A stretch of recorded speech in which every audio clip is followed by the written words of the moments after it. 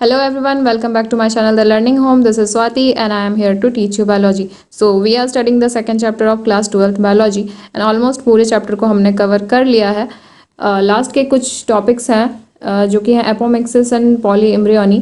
पिछले वीडियो में ये कवर करना रह गया था, तो आज हम देखने वाले हैं एपोमिक्सिस एंड पॉलीइम्ब्रियोनी एंड इसी के साथ हमारा ये सेकेंड चैप्टर जो है वो कंप्लीट हो जाएगा. So let's start. Apomixis. Although seeds in a general are the product of fertilization, ठीक है, तो सीड्स जो हैं वो फर्टिलाइजेशन के बाद फॉर्म होते हैं, ये हमने देख लिया है already. A few flowering plants such as some species of asteraceae and grasses have evolved a special mechanism to produce seed without fertilization called apomixis. ठीक है, तो कुछ एक स्पेसीज जो हैं वो एस्टेरेसी फैमिली के या फिर ग्रास फैमिली के हैं, उनमें क्या होता है, एक स्पेशल मैकेनिज्म इवॉल्व हो चुका है जिसके थ्रू क्या होता है, वो सीड प्रोड्यूस करते हैं विदाउट फर्टिलाइजेशन. ठीक है, जबकि अब तक हमने पढ़ा था कि फर्टिलाइजेशन का प्रोडक्ट होता है seed. Okay, final product will be seed. But ये जो एस्टेरेसी है और ग्रास फैमिली के प्लांट्स हैं, उनमें क्या होता है, ग्रासेस में क्या होता है कि जो सीड है वो विदाउट फर्टिलाइजेशन फॉर्म होते हैं और उस मैकेनिज्म को हम क्या कहते हैं, एपोमिक्सिस. ठीक है, ओके. पिछले वीडियो में हमने देखा था एक टर्म जिसे हम कहते हैं पार्थेनोकार्पी. ठीक है, पार्थेनोकार्पी क्या है, सीडलेस फ्रूट फॉर्मेशन को हम क्या कहते हैं, पार्थेनोकार्पी. ठीक है, means fruit formation without seed. Okay, और यहाँ पे क्या हो रहा है, सीड फॉर्म हो रहा है विदाउट फर्टिलाइजेशन. ठीक है, तो इन दोनों प्रोसेस के बीच जो है थोड़ा सा डिफरेंस है, उसे आप लोग समझिएगा. पार्थेनोकार्पी क्या है, seedless fruit formation. Okay, means formation of fruit without seeds. ठीक है, और यहाँ पे क्या हो रहा है, विदाउट फर्टिलाइजेशन ही सीड प्रोड्यूस हो रहा है.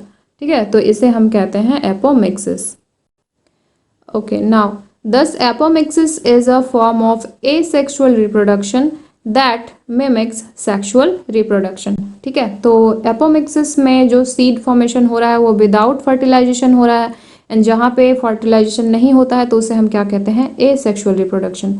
ओके, क्योंकि जहाँ फर्टिलाइजेशन होता है वो क्या हो जाता है, सेक्सुअल रिप्रोडक्शन. ठीक है, and as we know the name of the chapter is sexual reproduction in flowering plants. But ये जो एपोमिक्सिस है ये क्या है, एसेक्सुअल रिप्रोडक्शन का एक फॉर्म है जो कि मिमिक्री करता है किसका, सेक्सुअल रिप्रोडक्शन को.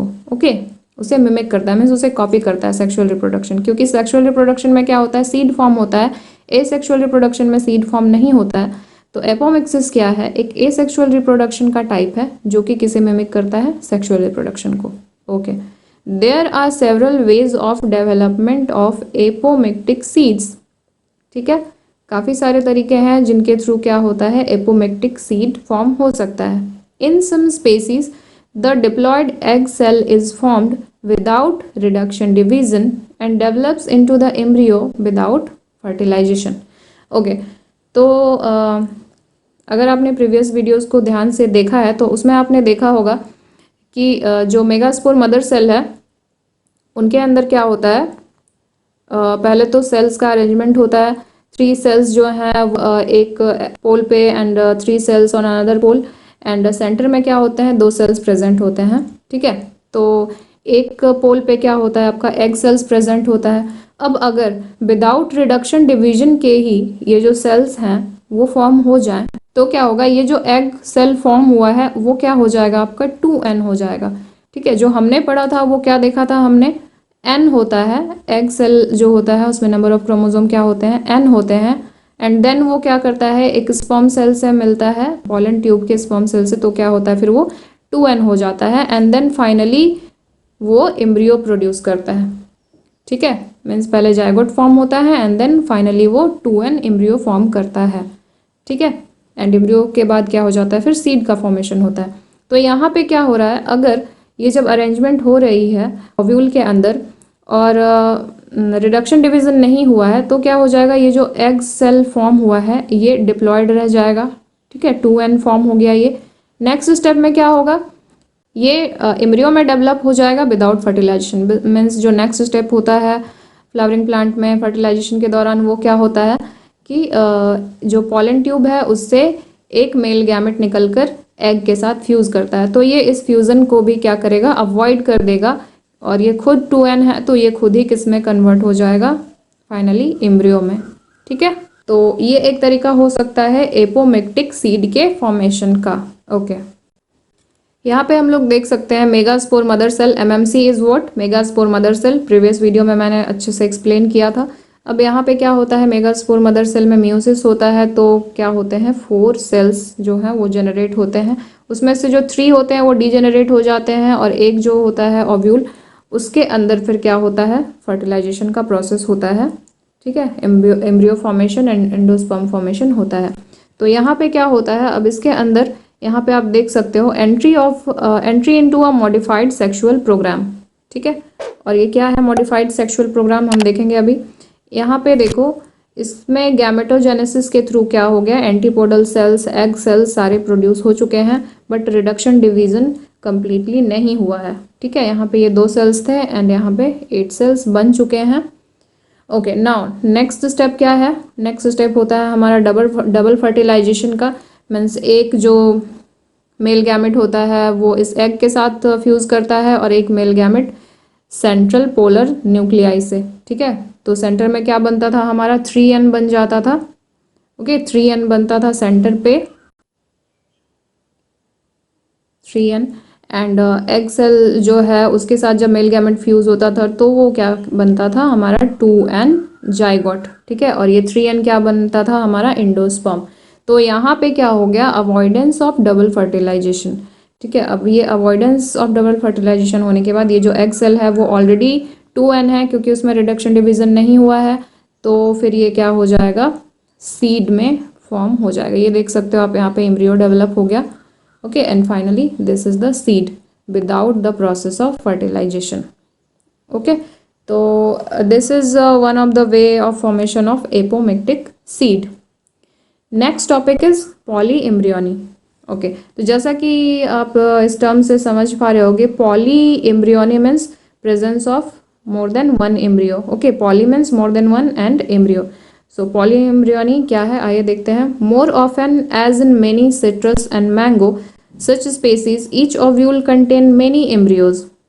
ठीक है, तो मैंगोज में या फिर सिट्रस में, लेमन में आपने देखा होगा क्या होता है, काफ़ी सारे एम्ब्रियोज प्रेजेंट होते हैं। Occurrence of more than 1 embryo in a seed is referred to as poly embryony.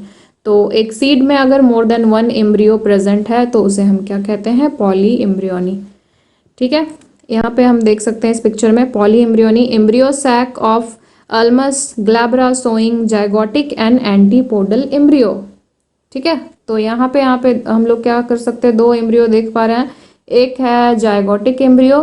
ठीक है, जाइगोट के थ्रू जो एम्ब्रियो बनता है एग सेल से, अभी जो हमने देखा था यहाँ पे एग सेल के साथ। ओके, यहाँ जो हमने देखा था एग सेल के साथ क्या होता है, मेल गैमेट फ्यूज करके जो बनाता है जाइगोट, एंड देन बनता है हमारा 2n एम्ब्रियो।